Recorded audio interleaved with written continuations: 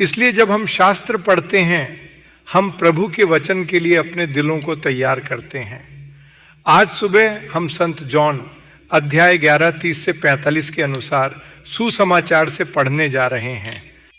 अब यीशु अभी तक शहर में नहीं आया था, लेकिन उस स्थान पर था जब मार्था उससे मिला।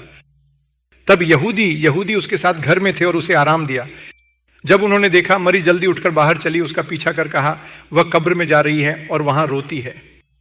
तब जब मरी यीशु की जहां थी, वह उसे देखकर उसके पैरों पर गिर गई और उससे कहा, हे प्रभु, यदि तू यहां होता तो मेरा भाई मर नहीं जाता। जब यहोवा ने उसे और यहूदियों को रोते देखा तो वह आत्मा में कराह गया और परेशान हो गया, और उसने कहा, उसे कहां रखते हो? उन्होंने उससे कहा, हे भगवान, आओ और देखो। यीशु रोया था। तब यहूदियों ने कहा, देखो कि वह उससे कैसा प्रेम करता है। और उनमें से कुछ ने कहा, क्या इस आदमी ने अंधों की आंखें खोली हैं? अपने आदमी को मरने से भी नहीं रोक सकता? तब यीशु फिर से अपने भीतर कराह कर कब्र के पास आया। यह एक गुफा थी और उसके खिलाफ एक पत्थर पड़ा था। यीशु ने कहा कि पत्थर दूर ले लो। उसकी बहन मार्था ने उससे कहा, हे प्रभु, इस समय एक अजीब है, क्योंकि वह 4 दिन मर चुका है। यीशु ने उससे कहा, क्या मैंने नहीं कहा यदि तुम विश्वास करो तो परमेश्वर की महिमा देखोगे? फिर वे उस जगह से पत्थर ले गए जहां मृत आदमी झूठ बोला था। यीशु ने आंखें उठाई, हे पिता, धन्यवाद कि तुमने मुझे सुना है, और मैं जानता हूं तुम हमेशा सुनते हो, परंतु जो लोग खड़े हैं, मैंने यह कहा कि वे विश्वास करें कि तूने मुझे भेजा है। अब जब उसने ये बातें कह दी तो वह जोर से रोया। लाजरूस बाहर आया और मरने वाला हाथ और पैर कब्र के कपड़े पहने हुए बाहर आया, और उसका चेहरा कपड़े में लपेटा था। यीशु ने उससे कहा कि उसे छोड़ दो और उसे छोड़ दो, कि कई यहूदियों जो मरिया आए थे और जो चीजें यीशु ने की उसे देखे थे, उस पर विश्वास करते थे। हल्लेलुया। पिता, हम आपका धन्यवाद करते हैं। परमेश्वर के इन शब्दों को आशीर्वाद दें, क्योंकि हम आपसे बात करते हैं। अल्लाह पवित्र आत्मा को हमारे जीवन में स्पष्ट मार्ग दें। यीशु के नाम से हम प्रार्थना करते हैं। अमन। कृपया बैठें। हम पिछली कुछ बार भगवान यीशु क्रिस्ट के पैरों के बारे में ध्यान करेंगे कि हम इस नई श्रृंखला में एक साथ आ रहे हैं, और हम यहां उसी उपदेश श्रृंखला की एक 3 निरंतरता देखते हैं कि हम आज सुबह भगवान यीशु के फीड के बारे में ध्यान जारी रखेंगे, और प्रभु से हमसे बात करने के लिए कहते हैं कि आज सुबह प्रभु के खाने पर आने में हमारी मदद करें, ताकि हम उसकी महिमा कर सकें। और जिन शास्त्रों में हमने अभी कहा था, वे जॉन के सुसमाचार अध्याय 11 35 में पढ़े हैं। बाइबल कहती है कि मरी वहां आई और उसे देखा। वह उसके पैरों पर गिर गई और उससे कहती, हे प्रभु, यदि तू यहां होता तो मेरा भाई मर नहीं जाता। मरी हम पिछले 2 हफ्तों में भी उसके बारे में अध्ययन कर रहे हैं। वह वही मरी है जो प्रभु के पैरों पर बैठी थी, जिसने प्रभु यीशु मसीह से सीखा था।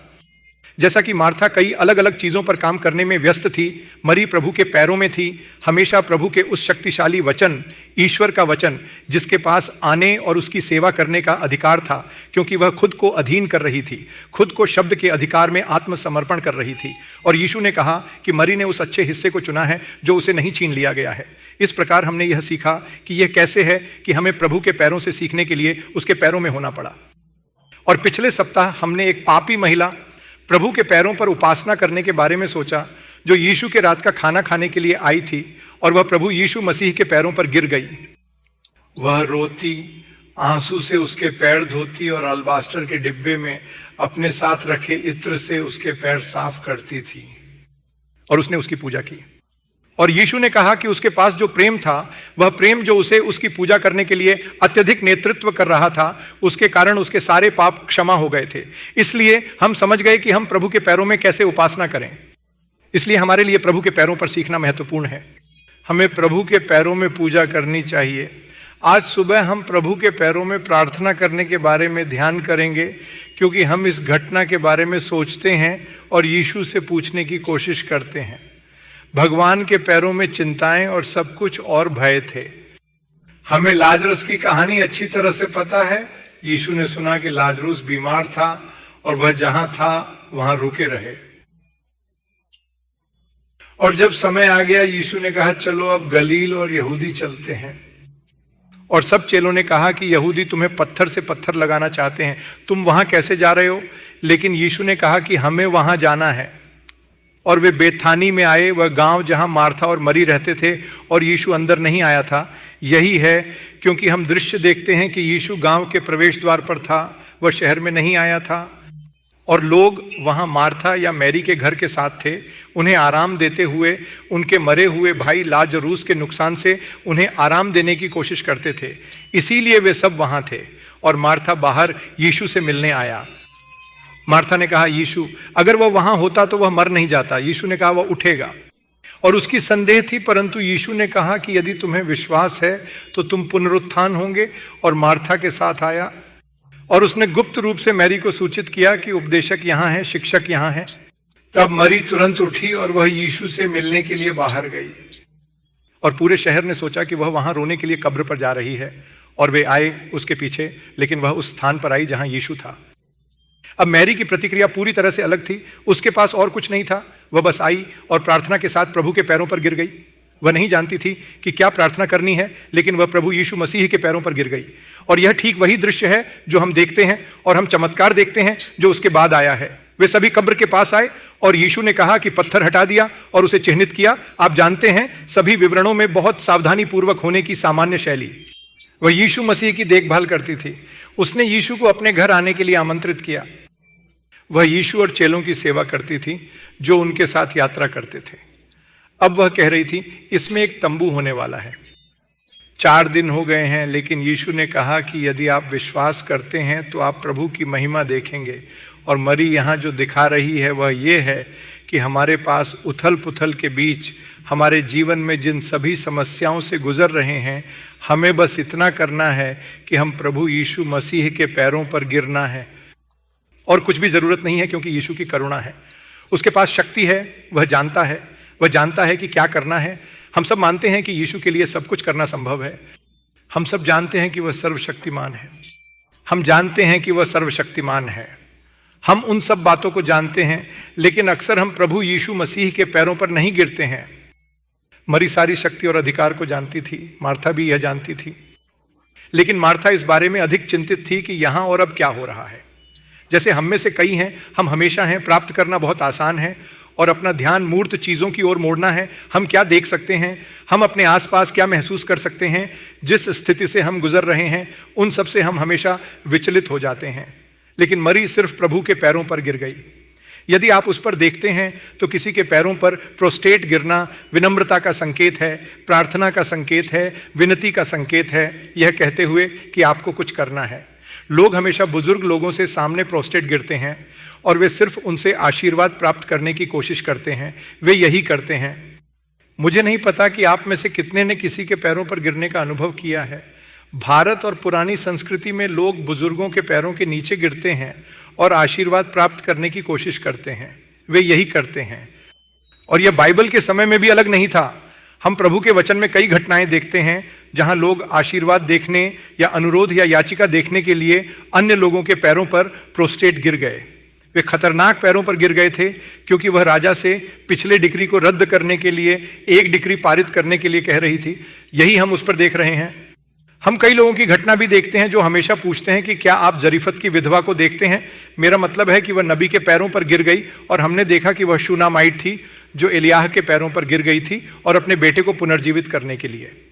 जो हम देखते हैं, लेकिन अक्सर भले ही कभी कभी हम लोगों के पैरों पर गिरने की ओर देख रहे हैं, इसलिए कहना है रूपरेखा के रूप में लोगों को देने की तलाश कर रहे हैं, हमें मदद दे, लोगों को मुक्ति के साथ ढूंढते हैं। हम अक्सर प्रभु यीशु मसीह के पैरों पर गिरने में विफल रहते हैं।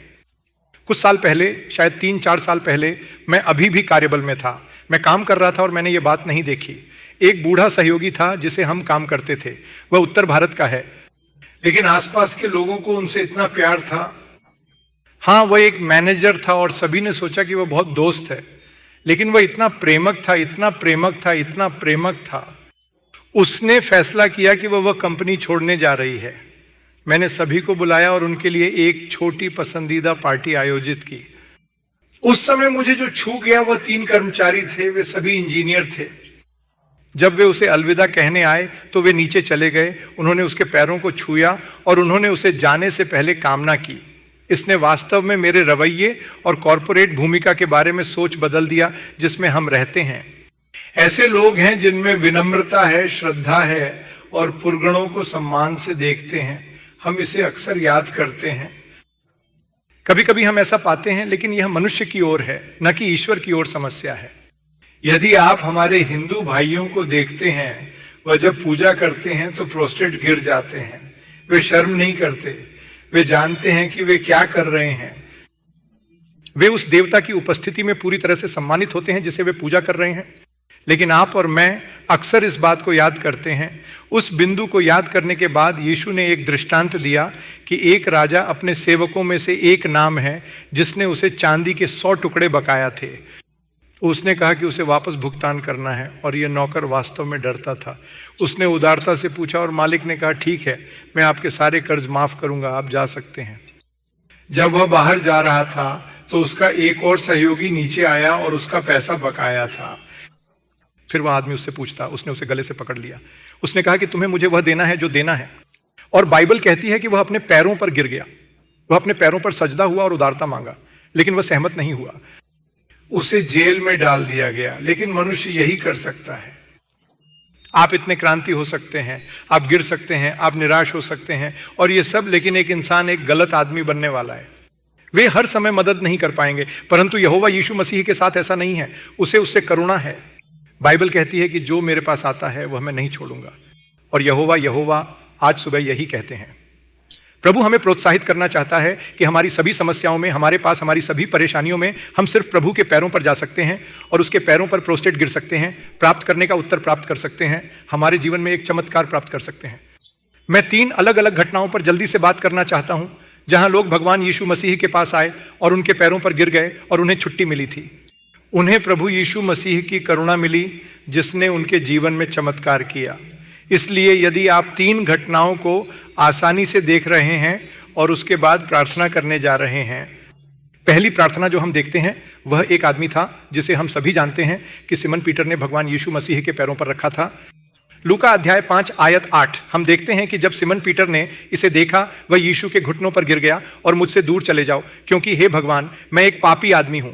यहां हम देखते हैं कि यह पहला मुठभेड़ या बहुत शुरुआती मुठभेड़ है जो सिमन पीटर ने भगवान यीशु क्रिस्ट के साथ की थी। उस समय उसे पीटर नहीं कहा जाता था, वह मछुआरा सिमन था। उसके पास सिर्फ नाव थी, वह नाव चला रहा था, मछली पकड़ रहा था, उसकी आजीविका यही थी। इसलिए एक दिन वह यहां था, वह गहरे समुद्र में मछली पकड़ने की लंबी रात से आया और वह बाहर आया और वे सब घोंसला धोते थे। वह ठीक यही कर रहा था और अचानक यीशु तट पर आया और यीशु ने देखा कि प्रभु यीशु की खबर सुनने का इंतजार कर रहा था।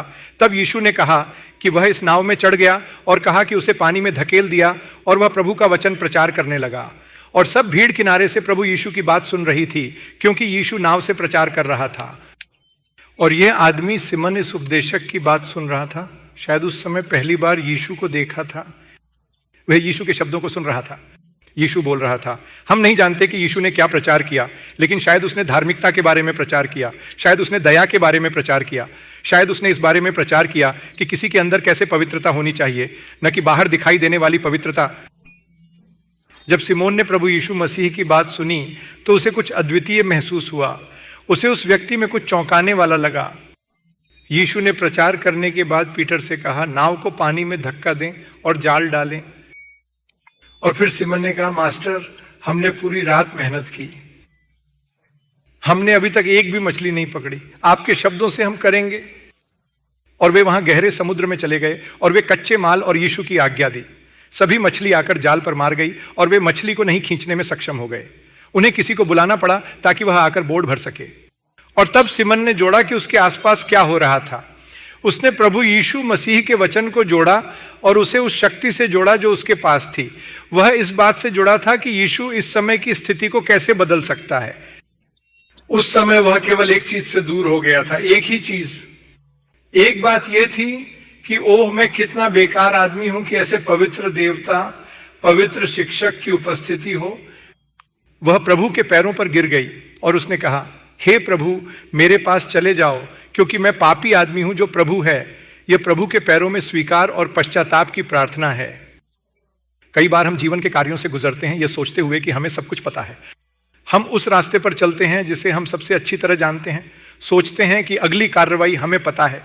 हमें लगता है कि यह प्रभावी होगा। हम मानते हैं कि हम नैतिक रूप से अच्छे हैं और सोचते हैं कि हम अन्य भ्रमित और नशे में लोगों से बेहतर हैं। और धीरे धीरे हम अपने दिल में बस जाते हैं कि हम अपने जीवन में अपनी आंतरिक स्थिति को नहीं देखते हैं और जहां हम प्रभु की पुजारी के अनुसार नहीं चल रहे हैं। लेकिन इस आदमी सिमन को उसकी बेकार की याद दिलाई गई और वह गिर गया और उसे नहीं पता था कि क्या प्रार्थना करनी है। उन्होंने कहा कि कृपया मुझसे दूर जाओ, क्योंकि उसने सोचा कि उसके जीवन में कुछ भी अच्छा नहीं हो सकता। इसलिए उसने कहा कि वह अपने आदमी के साथ नहीं रह सकता जो ऐसा गुरु है।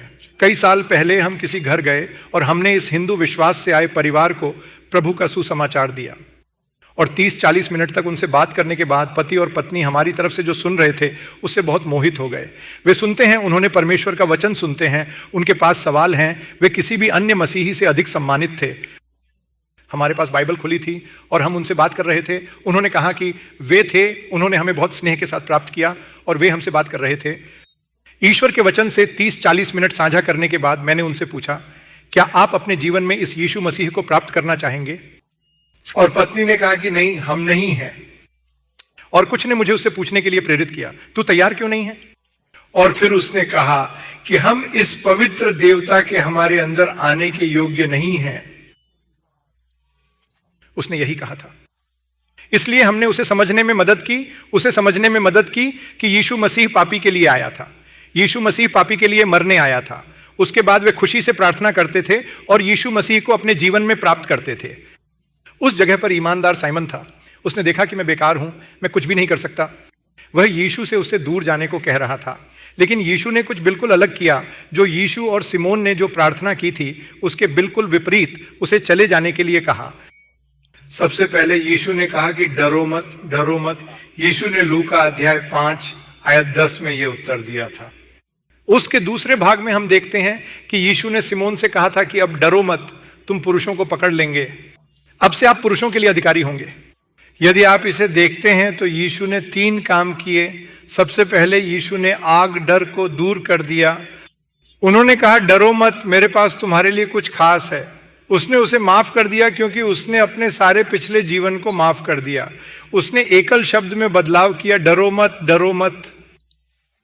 फिर उसने कहा कि न केवल तुम्हें दूर जाना चाहिए या मैं तुम्हारे साथ नहीं जाना चाहिए, मैं चाहता हूं कि तुम मेरे साथ हो। इसलिए उसने कहा कि मेरे पीछे हे सिमन, तुम सोच रहे हो कि तुम मेरे साथ नहीं हो सकते, लेकिन मैं तुम्हें एक विशेष स्थान दे रहा हूं कि तुम हमेशा मेरे साथ rह सको। क्योंकि मेरे पास ये 12 शिष्य हैं, 12 प्रेरित जो बनना चाहते हैं, जिन्हें मेरे साथ रहना चाहिए। और आप एक और जगह बनेंगे। मैं तुम्हें हमेशा मेरे साथ रहने के लिए एक जगह दूंगा। भले ही आप सोच रहे हो कि आप बेकार हैं, मैं आपको एक विशेष जगह बना रहा हूं, आप हमेशा मेरे साथ रह सकते हैं। ये मेरे बगल में तुम्हारे लिए एक जगह है। और फिर उसने कहा कि इतना ही नहीं, मैं उससे आगे जाऊंगा। अब से आप मनुष्य के मछुआरे बनेंगे। मैं आपको एक देवता देता हूं जो प्रभु के पास आते हैं और खुद को अयोग्य मानते हैं। प्रभु यीशु कहते हैं, मैं तुम्हारे जीवन को बदलने आया हूं। मैं आपकी सदा मेरी उपस्थिति में रहने में मदद करना चाहता हूं। और इसके अलावा मैं आपको इस दिव्य जिम्मेदारी के साथ भरोसा करना चाहता हूं कि आप मनुष्य का मछुआरा बन सकते हैं। और यही अनुग्रह है जो हम आज सुबह प्रभु के पैरों पर गिरते समय प्राप्त कर सकते हैं। प्रभु के पैरों पर गिरकर कहने की अद्भुत अनुग्रह हो, हे प्रभु, हम तेरे पिता के लायक नहीं हैं, परंतु आज सुबह हमारी मदद करे तो पिता भगवान आपके प्रेम की किस परिवर्तन से परिवर्तनशील शक्ति को बदल दें। और जैसे ही उस एक उदाहरण में साइमन कैसे पीटर बन गया, जैसा कि हम प्रभु के पिता के पैरों से निराश हो जाते हैं, हम अपने जीवन में बदल जाएंगे। दूसरा, हम एक और व्यक्ति को देखते हैं जो आया और जो प्रभु यीशु क्रिस्ट के पैरों पर गिर गया। लूक अध्याय 8 आयत 41 और 42 आप देखते हैं कि यरूस नाम का एक आदमी आया और वह आराधनालय का शासक था और वह यीशु के पैरों पर गिर गया और उससे अपने घर आने की भीख मांगी, क्योंकि उसकी एक एकमात्र बेटी थी जो लगभग 12 साल की थी और वह मर रही थी। लेकिन जब वह चला गया तो भीड़ उमड़ गई। हम यहाँ एक आदमी की एक और घटना देखते हैं जो प्रभु यीशु मसीह के पास आया और यीशु वहाँ उसके आसपास बहुत से लोगों के साथ भीड़ के रूप में था। वास्तव में यीशु ने सिर्फ गनेस्टर झील या गलील के समुद्र के दूसरी तरफ से यात्रा की थी। यीशु वहां से आया क्योंकि दूसरी तरफ उसने सिर्फ एक आदमी को बचाया था जो राक्षसों के कब्जे में था। यही एकमात्र काम है जो यीशु ने किया जब सेना उस अंत में ठीक हो गई और फिर वह डेकापोलिस से गलीली लौट आया। जब वह गलील में आया तो सब लोग उसे आनंद से प्राप्त करते थे, क्योंकि यहाँ वे यीशु के सब चमत्कार देख रहे हैं। इसीलिए वे खुश थे कि यीशु गलील में लौट आया। और उस समय यह आदमी जो आराधनालय का शासक है, आप जानते हैं, इस बारे में सोचें, वो आराधनालय का नेता है। जो जानते हैं उनका आराधनालय में प्रशासनिक प्रभुत्व होता है, और वे सभी फरीसियों और पट्टियों से ऊपर थे, और वे खुद को पूरे आराधनालय के प्रशासनिक नेता मानते थे। इसलिए वह यहोवा की उपासना स्थल पर आराधनालय में एक लंबा आदमी था। और वह आदमी आया, और वह अपने कार्यालय के बारे में नहीं सोच रहा था। वह सोच नहीं रहा था कि वह आराधनालय का शासक है। वह बस आया और वह प्रभु की उपस्थिति में बिल में सब लोगों के सामने प्रोस्टेट गिर गया, और उसने कहा कि कृपया तुम्हें मेरे घर आना चाहिए, क्योंकि उसे जरूरत थी। उसकी एक छोटी बेटी थी जो 12 साल की थी, जो मर रही थी, और उसने कहा कि अगर आप आकर उसके ऊपर हाथ रखते हैं तो वह ठीक हो जाएगी। यही उसका विश्वास था, यही उसका विश्वास था। वह सिर्फ चाहता था कि यीशु अपने घर आए, ताकि वह उस बीमारी से एक चमत्कार प्राप्त कर सकें जो उसकी एकमात्र बेटी हो रही थी। ठीक यही हो रहा था। और यीशु ने कहा कि मैं आऊंगा, और मैं और तुम किसी भी जरूरत से बहुत दूर हो जाते हैं। यदि हमारे जीवन में कोई बीमारी होती है, यदि हमारे परिवार में कोई बीमारी होती है, तो हमें प्रभु की उपस्थिति पर भरोसा रखना चाहिए। हम उस दया, उस उपचार और छुटकारे के लिए प्रभु के पास जा सकते हैं। और आराधनालय का शासक था इस आदमी ने और कुछ नहीं सोचा, वह बस आकर प्रभु के पैरों पर गिर गया। यकीन है कि वह कई डॉक्टरों के पास गया होगा। मुझे यकीन है कि उसने अपनी बेटी को बचाने के लिए कई काम किए होंगे, और वह जानता था कि दूसरा कोई रास्ता नहीं है। और वह यहोवा के पांव पर आया, उसके पांव के नीचे शरण लेने और उससे केवल एक चीज मांगने के लिए, हे भगवान, कृपया मेरे घर आओ और उसके ऊपर अपना हाथ रखो। यही वह भाग्य था जो उसका था। और हम कितनी बार ऐसी प्रार्थना करते हैं, प्रोस्टेट गिरकर प्रभु से पूछते हैं। मैंने कुछ महीने पहले या कुछ साल पहले एक गवाही सुनी। वहां एक पिता था जो अपनी एकमात्र बेटी के बच्चे होने की प्रार्थना कर रहे थे। उसका कोई बच्चा नहीं था। तो यह पिता, आप जानते हैं कि वह क्या करेगा? वह चर्च की वेदी पर जाएगा और वह भगवान की उपस्थिति में फर्श पर प्रोस्टेट करेगा, और उसने केवल एक प्रार्थना की, हे भगवान, कृपया मेरी बेटी पर दया करो और उसका गर्भ खोल दें ताकि उसका बच्चा हो। वह दिन प्रतिदिन बाहर जाती थी। हर बार जाते हैं तो वह चिंतित नहीं होते। और यह भारत में हुआ है। मुझे नहीं पता कि आप में से कितने लोग भारत में चर्च गए हैं। हर कोई नहीं। कोई भी प्रार्थना करने के लिए फर्श पर निराश नहीं होता, लेकिन यह आदमी हर दिन जाता था। वह वेदी के प्रभु की उपस्थिति में प्रोस्टेट गिर जाएगा और वह चिल्लाएगा, हे परमेश्वर यीशु, मेरी बेटी पर दया करें और उसे एक बच्चा दें। और परमेश्वर ने उसकी प्रार्थना का जवाब दिया, और इस बेटी को 2 बच्चों से आशीर्वादित किया गया। हे प्रिय, जब तुम और मुझे कोई ज़रूरत होती है, जब हमें एक उपचार की ज़रूरत होती है, जब हमें अपने जीवन, अपने परिवारों के जीवन में प्रभु के छूने की ज़रूरत होती है, तो हमारे पास एक शरण हो सकती है जो प्रभु के पैरों में है। यरूस ने आया और वह प्रभु के पैरों पर गिर गया और उसे आने के लिए कहता था, ताकि जीवन में चमत्कार हो। जैसे यीशु जा रहा था। हम सभी जानते हैं, यह महिला जिसे 12 साल से खून बहने की समस्या थी, वह आई और यीशु के कपड़े को छू गई। वह ठीक हो गई, और अब जायरूस खड़ा था। उसके लिए तत्काल था, क्योंकि उसकी बेटी मरने वाली थी। उसे आना होगा ताकि उसका हाथ उस पर रखा जा सके। वह केवल भगवान से एक शब्द मांग सकता था कि वह ठीक हो जाए, लेकिन उसका भाग्य अलग था। वह चाहता था कि यीशु घर आए। यह उसकी प्रार्थना थी। जब इस स्त्री ने यीशु को छुआ और भीड़ वहां थी, तब यीशु रुक गया और यायरूस अधीर हो गया। वह कहता है, ले क्यों रुक रहे हो? हमें घर जाना पड़ा, वह मर रही है। वह होगा, उसके दिल में ऐसी तात्कालिकता होगी, लेकिन उसने कुछ नहीं बोला। उसने यीशु से कुछ नहीं कहा। और यह महिला वापस आई और यीशु उससे पूछ रहा है कि क्या हुआ है। वह उसे गवाही दे रही है। ऐसा ही 12 साल के लिए हुआ था। मैं इससे दूर था, और समय बीतने पर वह वास्तव में अपने दिल में परेशान होता। हमें घर जाना था क्योंकि वह मर रही है, लेकिन वास्तव में गवाही दे रही थी। और यीशु ने कहा, ठीक है, चलो आप करेंगे, और आप अपने विश्वास से ठीक हो गए हैं। यह सब बात। और उस समय तक संदेश आया, बहुत देर हो चुकी है। हमने कितनी बार यह निराशाजनक खबर सुनी है, बहुत देर हो चुकी है। नाव चली गई, ट्रेन भी चली गई, आप इसे अब प्राप्त नहीं कर सकते। आप कितनी बार यहां आए और छोड़ दिया। जैरस अपने घर से आने वाले लोगों से यह संदेश कैसे सुन रहा है कि शिक्षक को अब परेशान मत करो, आपकी बेटी अभी मर गई है। परंतु उस समय यीशु ने कहा कि डरो मत, डरो मत, विश्वास रखो, अपने विश्वास को पकड़ो, तुम ईश्वर की महिमा देखेंगे। और वह घर आया और सब उस पर हंस उठाए, क्योंकि वे जानते थे कि उसकी बेटी मर रही है। लेकिन वे सब रोते और रोते थे। लेकिन यीशु आया और उन सबको हटाने के लिए कहा, और तुम केवल पीटर, जेम्स, जॉन और पिता और माँ को अनुमति देते हो। और वे वहां चले गए और उन्होंने प्रार्थना की, उस छोटी लड़की को आज सुबह जीवित किया गया था। प्रिय, हम एक बात का यकीन कर सकते हैं, हमारे पास विश्वास है कि आप प्रभु की कृपा और हमें प्रभु के पैरों पर आवश्यक चमत्कार प्राप्त करेंगे।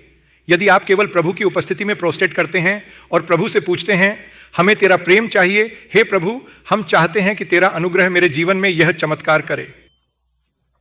आज आप उस जरूरत में जो भी स्थिति से गुजर रहे हैं, भगवान आपके जीवन में एक शक्तिशाली चमत्कार कर सकते हैं और वह आपके साथ रहेगा जब हम प्रभु के पैरों पर आएंगे।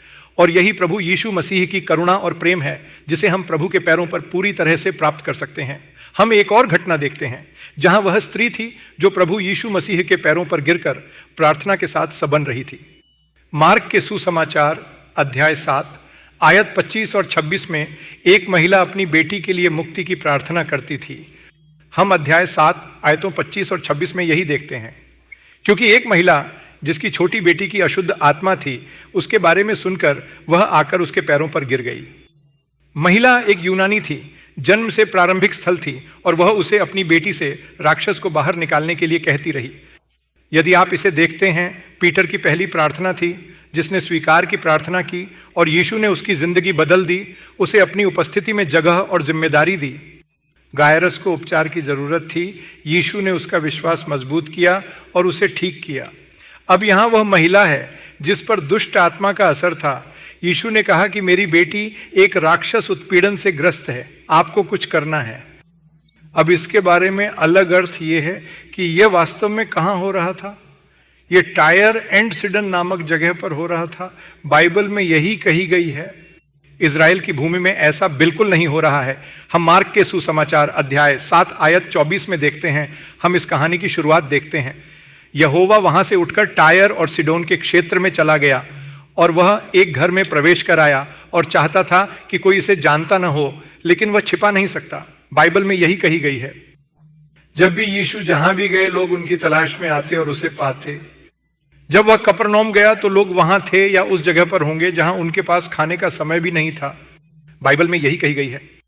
जब यीशु जंगल में गया और जब जोन्स का सिर काट दिया गया तो लोग बड़ी भीड़ के रूप में आए और यीशु ने उन पर दया की। उसने उन्हें परमेश्वर का वचन सुनाया। वह जहां भी जाते हैं वहां लोग भीड़ में थे, इसीलिए यीशु ने कहा, मैं आराम करना चाहता हूं, मैं आराम करना चाहता हूं। इसीलिए वह इस्राएल देश से बाहर चला गया। वह था, यह गलील में नहीं हो रहा था, यहूदिया में ऐसा नहीं हुआ। वह गलील के उत्तर की ओर चला गया। जब वह टायर और कहने आया कि आज का लेबान है, तो यह जगह ठीक यही थी और वहां अच्छी तरह से संविधान किया गया था। वास्तव में जब हम मैथ्यू की किताब को देखते हैं तो हम देखते हैं कि यह स्त्री जो वंश की फिनिशियन की एक पक्ष थी, वह एक कनानी थी। कनानी लोग इजराइल के लोगों के लिए निंदनीय थे।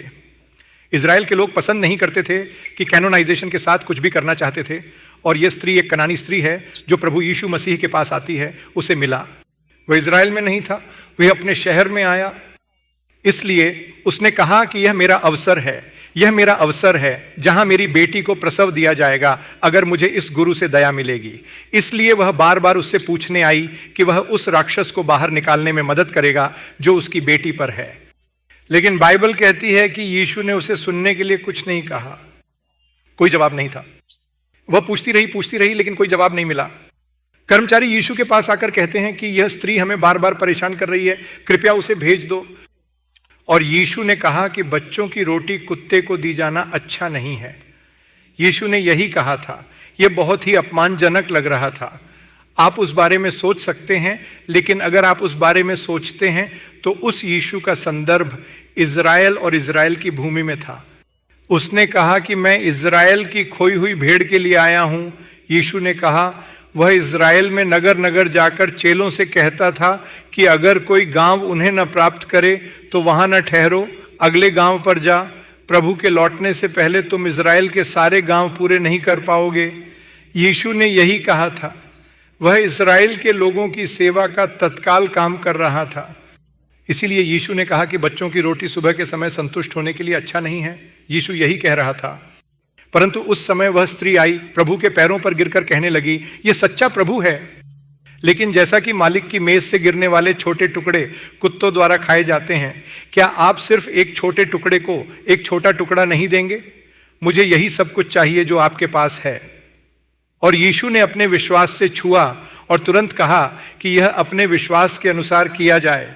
और तुरंत उसकी बेटी को मुक्त कर दिया गया।